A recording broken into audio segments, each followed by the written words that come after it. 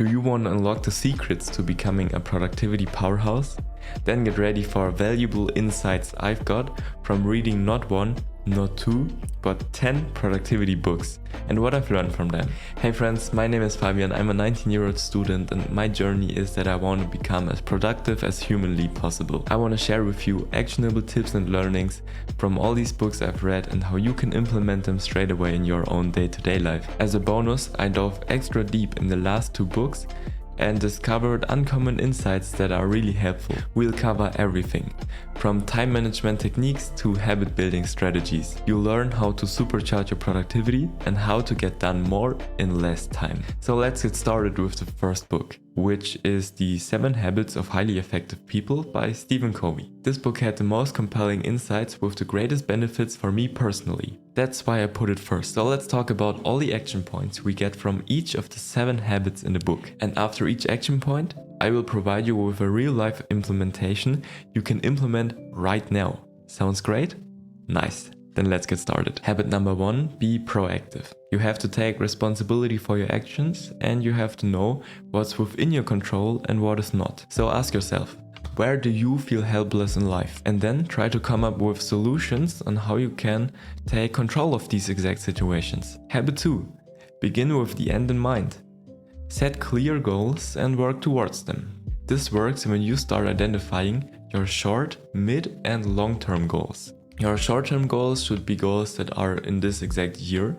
Your mid-term goals are 3 to 5 years and your long-term goals are more than 10 years in the future. So write down a list of all of your goals, then sort them in the short, mid or long-term goals, and then prioritize each list in each timeframe goal. If you now have your goals prioritized, break each goal down into smaller achievable steps and then move forward. Habit 3, put first things first. Prioritize tasks based on their importance and urgency. This simply works if you create a to-do list, which many people do, but then you start prioritizing each task on that to-do list and then complete these tasks in the given priority order. Habit 4, think win-win. Seek solutions in your interactions with others. That simply works if you start to actively look for win-win situations in your personal and professional life, because the goal is that everyone should be happy. Habit 5. Seek first to understand, then to be understood. Active listening and empathy in communication are more important than ever. So try this for your next conversation. Try to actively listen to the situation or story the other person is telling you.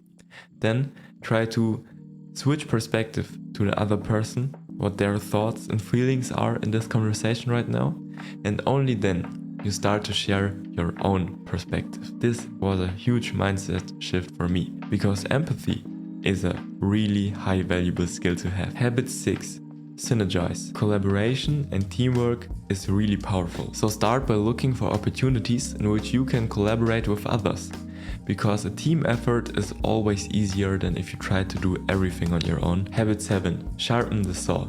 Self-care and continuous learning are really important. That's exactly what I've talked about in my weekly newsletter. It's called Fabian Frank's Weekly. The article name is Learners Are Winners, and I leave you the link to my article on top of the description down below. So have a look at it, and if you enjoy reading more articles like these on a weekly basis, I would really appreciate if you took the time to quickly enter your email and hit the subscribe button to get my free weekly insights in your inbox. But let's get on with the video. So set aside time slots in your calendar to either boost your mental health, your physical health, or your overall well-being, such as exercise, reading, or meditating. It really makes a difference. I got 2 specific learnings out of the book Essentialism by Greg McKeown. First is you have to focus on the essential. Focus on the most important tasks and eliminate the non-essential ones. That's perfect if you still have your to-do list from before, because you've prioritized all your tasks you have to do. Now you have a look at each of your tasks in your priority list, in your advanced to-do list, and you just say no to every task that does not align with your priorities. It's that easy. Second, you create space for focus. You set aside time for focused work and eliminate each distraction. For example, your email notifications on your desktop, so you can work focused and distractionless. Now it gets really interesting, because book number 3 is the one that productivity experts like Ali Abdaal call the Productivity Bible. The name of the book is Getting Things Done by David Allen. And this is what I learned. Capture everything. Capture all tasks and ideas in a trusted system. That is the exact part of the book where the famous quote is from: "Your brain is for having ideas, not holding them." Start by creating a to-do list, or use a task management app or a software like Notion, for example, where you can capture all of your tasks and ideas in one single place, digital or physical. A link to sign up for Notion is in my description down below. Clarify your tasks and break them down into simple action steps. So start by reviewing your to-do list and then ask yourself for each to-do on your list, what is the desired outcome and what is the next action I need to take. Organize your tasks by context and priority. That makes them way easier to manage. So you first start by categorizing your tasks, for example, work, home, play, holiday, and so on.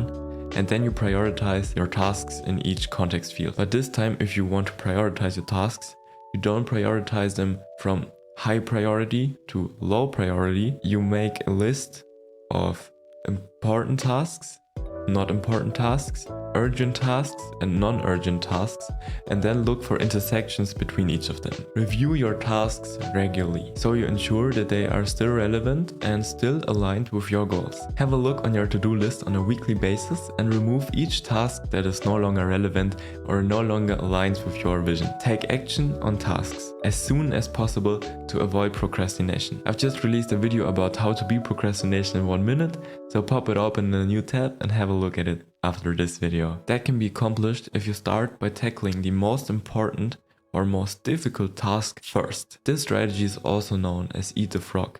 There also exists a book with the same name, because the Eat the Frog technique is exactly that. You start by tackling the most difficult tasks or the tasks you don't want to actually do first in the morning, and if you beat the task you feel like you have a winning day, and if you can do that 365 days in a row, every year will become a winning year. Next on the list we have The One Thing by Gary Keller and Jay Papasan. So let's dive into my 2 core learnings. Focus on one thing at a time to achieve extraordinary results, because multitasking simply does not work, and eliminate distractions. That is accomplished if you create a distraction-free environment. So turn off notifications or even shut down your phone and every tech you don't need right now completely. Turn off notifications on your computer, close unnecessary tabs, and most important, work in a quiet environment. A library, for example. Atomic Habits by James Clear is a book you should definitely read if you're into productivity and self-improvement. Nevertheless, here are my own 2 takeaways. Focus on small incremental changes that add up over time. So start by identifying a new habit you want to establish. For example, drinking more water.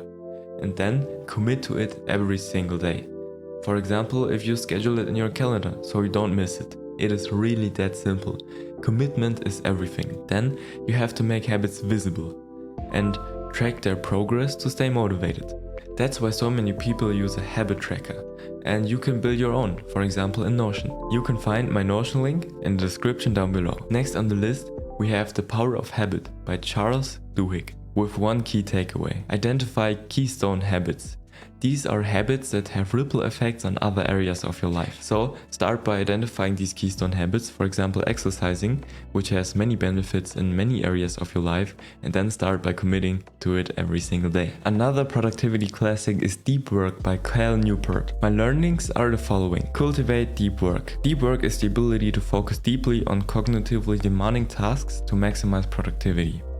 How is that accomplished? By setting aside dedicated time for deep work and minimizing distractions. My second learning, embrace boredom and use it as an opportunity for creative thinking and problem solving. It is really that simple. So set aside time for unstructured thinking in your life, for example the time you have when going for a walk in nature. One of my personal top 10 books I've ever read is The 4-Hour Workweek by Timothy Ferriss. Here's what I learned. Ignore time wasters, batch the time consumers, and set automation rules to address empowerment failures. So you identify the tasks that do not contribute to your goals, you group similar tasks together and set aside dedicated time for their completion, and you explore automation tools and software to streamline your workflows and to save a lot of time on the way. Additionally, I found 2 uncommon books as well with actionable advice, so why not share them with you? The first one is the best book on productivity you've probably never heard of. That's not the actual name because the book itself doesn't have a name. The book is only 90 pages long, which makes it a really nice read, and for me I've got one specific learning out of it. Focus on one single important task every day, and if you complete that task, this day was a winning day. Similar to the eat the frog method. If you are able to complete each frog or each task that is your daily tackle for a year to come, then each year will become a winning year. This has huge ramifications for your daily life, so try to make each day a winning day. The second book is titled The Productivity Project, Accomplishing More by Managing Your Time, Attention and Energy by Chris Bailey. So first you set priorities. You schedule your energy. For example, if you have an energy investment template also built in Notion, my first learning is that you want to set priorities. And priorities in this case are your time and your energy. Allocate them wisely to get the maximum benefit out of them. And second, break your bad habits first before cultivating new ones, because you want to build them on a strong foundation. So you want to identify and address habits that hinder your productivity, and then replace them with positive habits that support your goals and increase your efficiency. It is really that simple. At this point in the video, you should have learned a lot. Nevertheless, keep in mind that not all strategies might work for you. It's essential to keep experimenting to find what actually works for you individually. But as already mentioned, before you can build new positive habits, you have to break the bad ones first. And before you can break any bad habit, you have to identify them first. So in this video right here, I talk about the 4 most common bad habits people have, how to break them, and what to do next. Give it a click.